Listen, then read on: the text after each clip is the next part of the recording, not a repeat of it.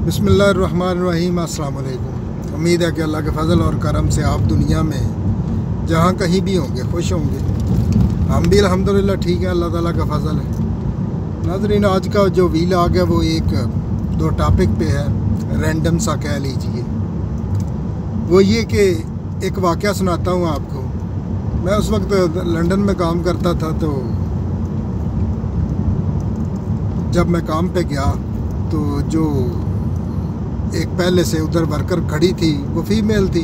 तो मुझे जैसे ही उसने देखा तो कहने लगी गुड मॉर्निंग। जिस तरह रिवाज था ना, रिवाज के मतलब सारे हमें एक दूसरे को कहते थे सुबह गुड मॉर्निंग। तो उसने कहना तो मुझे चाहिए था, लेकिन मुझसे पहले उसने कह दिया।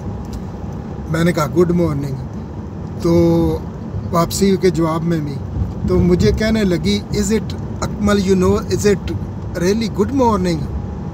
मैंने कहा हाँ, तो क्या है इसमें, गुड मॉर्निंग ही है ना, क्या है। और कहने लगा तुम्हारे लिए गुड मॉर्निंग है। मैंने कहा हाँ बिल्कुल। किस चीज़ को देख के कह रहे हो गुड मॉर्निंग? वेदर अच्छा है या कि और भी कोई चीज़ होती है इसके? वेदर को कहते हैं, जब वेदर अच्छा हो तो गुड मॉर्निंग। मैंने कहा कि नहीं, ऐसा नहीं है, मैं नहीं ऐसा समझता। कहने लगी कि मेरा जो लफ्ज़ ये है कि अगर वेदर अच्छा नहीं है, बारिश हो रही है या कि बर्फ़ हो रही है या कि ठंडा है या कि वेदर शाइनी नहीं है, तो फिर इसको बैड मॉर्निंग कहना चाहिए, या मॉर्निंग वैसे कह दिया, या हाय या हेलो ये वो इस तरह करके टाल वाल दिया कोई प्रॉपर वर्ड, तो उसके लिए नहीं, मैं कहूँगी बैड मॉर्निंग बेसिकली। मैंने कहा मैं इसको बैड मॉर्निंग नहीं कहूँगा, इसलिए कोई बिगी मॉर्निंग को वो भी इंजॉयमेंट है। ये मॉर्निंग गुड या बैड होना ये अंदर की है। जब इंसान अंदर से यानी कि सुबह उठता है, जैसा कि मैंने वो कल वाले व्लॉग में गुज़श्ता या उससे पहले बात की कि सुबह बिस्तर पे उठूं ब्लॉसम की तरह फूल बन के और फिर खुशबू ही खुशबू हो। तो मैंने कहा कि मेरा तो मानना इस तरह है।